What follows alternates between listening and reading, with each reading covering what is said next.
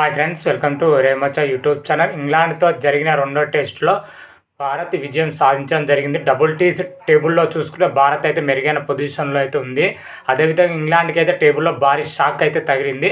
ఓవరాల్గా double TC final table గురించి పూర్తి డీటెయిల్ తెలుసుకునే ముందు మా ఛానల్ అయితే సబ్స్క్రైబ్ చేసుకోండి. పక్కన ఉన్న బెల్ ఐకాన్ మాత్రం అయితే క్లిక్ చేసి పెట్టుకోండి. ఫర్దర్గా మీ వీడియోలో అప్లోడ్ చేసే మీకు నోటిఫికేషన్ వస్తుంది. ప్రజెంట్ మా టీమిండియా వచ్చేసరికి ఇంగ్లాండ్తో 5 మ్యాచ్ల టెస్ట్ సిరీస్ అయితే ఆడుతుంది. ఇప్పటికే 2 టెస్టులు అయితే కంప్లీట్ చేసుకోవడం జరిగింది. తొలి టెస్ట్లో వచ్చేసరికి ఇంగ్లాండ్ గెలవగా సెకండ్ టెస్ట్లో వచ్చేసరికి ఇంగ్లాండ్ పైన మన టీమిండియా 336 పరుగుల భారీ తేడాతోనే అద్భుతమైన విజయం అయితే నమోదు చేయడం జరిగింది.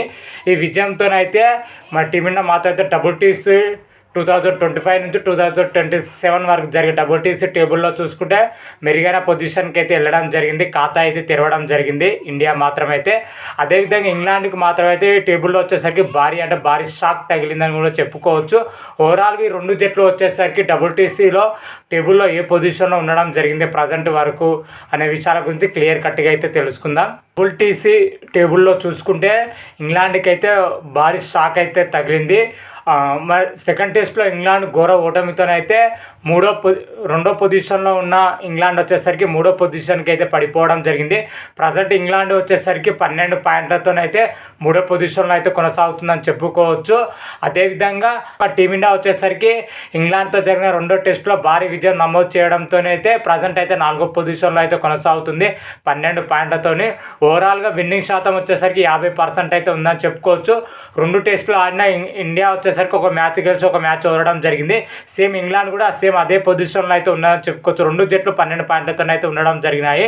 ఓవరాల్గా డబుల్ టీసీ టేబుల్లో చూసుకుంటే టాప్ పొజిషన్లో ఆస్ట్రేలియా జట్టు అయితే కొనసాగుతుందని చెప్పుకోవచ్చు. ఆడిన 2 మ్యాచ్లు అయితే విజయం సాధించింది. 2 మ్యాచ్లు వచ్చేసరికి శ్రీలంక పైన 2 మ్యాచ్లు అయితే గెలవడం జరిగింది. ఓవరాల్గా 24 పాయింట్లతోనే 100% విన్నింగ్ శాతంతో అయితే టాప్ పొజిషన్లో అయితే దూసుకుపోతుంది మన ఆస్ట్రేలియా మాత్రమైతే.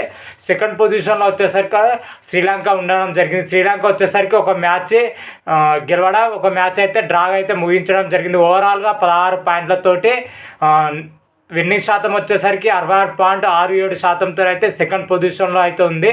అదేవిధంగా థర్డ్ పొజిషన్లో వచ్చేసరికి ఇంగ్లాండ్, 4th పొజిషన్లో వచ్చేసరికి టీమిండియా అయితే ఉండడం జరిగింది. 5th పొజిషన్లో వచ్చేసరికి బంగ్లాదేశ్ 4 పాయింట్లతో, వెస్టిండీస్ 6వ పొజిషన్లో అయితే ఉండడం జరిగింది. ఓవరాల్గా డబుల్ టీసీలో రేసులో వచ్చేసరికి ఈ జట్లే ఉన్నాయని కూడా చెప్పుకోవచ్చు. ఓవరాల్గా చూసుకుంటే సెకండ్ పొజిషన్ నుంచి ఇంగ్లాండ్ మాత్రం అయితే థర్డ్ పొజిషన్కి అయితే పడిపోవడం జరిగింది. మన ఇండియా వచ్చేసరికి 6th పొజిషన్ నుంచి 4th పొజిషన్కి అయితే రావడం జరిగింది. ఓవరాల్గా చూసుకునే టీమిండియా అయితే మెరుగైన ఫలితాలు అయితే రాబట్టింది. డబుల్ టీసీలో ఇంగ్లాండ్కి అయితే భారీ షాక్ తగిలిందని చెప్పుకోవచ్చు. Present double TC final race మాత్రం అయితే ఈ విధంగానే ఉందని కూడా చెప్పుకోవచ్చు.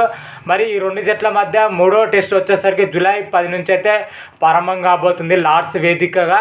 అయితే ఈ లార్డ్స్ వేదిక జరగబోయే మ్యాచ్ మరి టీమిండియా యొక్క ప్లేయింగ్ లెవెన్ ఎలా ఉంది, ఏ విధంగా ఉంది, ఏమైనా మార్పులు చేసే అవకాశం ఉన్నాయా లేవైతే నెక్స్ట్ వీడియోలో అప్లోడ్ చేస్తున్నాను. ఆ వీడియో కూడా చూసే ప్రయత్నం అయితే చేయండి. అంతవరకు మీకు ఈ వీడియోగా నచ్చినట్టయితే లైక్ చేయండి, షేర్ చేయండి. మరిన్ని వీడియోల కోసం అయితే మా ఛానల్ అయితే సబ్స్క్రైబ్ చేసుకోండి. పక్కన ఉన్న బెల్ ఐకాన్ మాత్రం అయితే క్లిక్ చేసి పెట్టుకోండి. ఫర్దర్గా మేము వీడియోలు అప్లోడ్ చేస్తాం, మీకు నోటిఫికేషన్ వస్తుంది.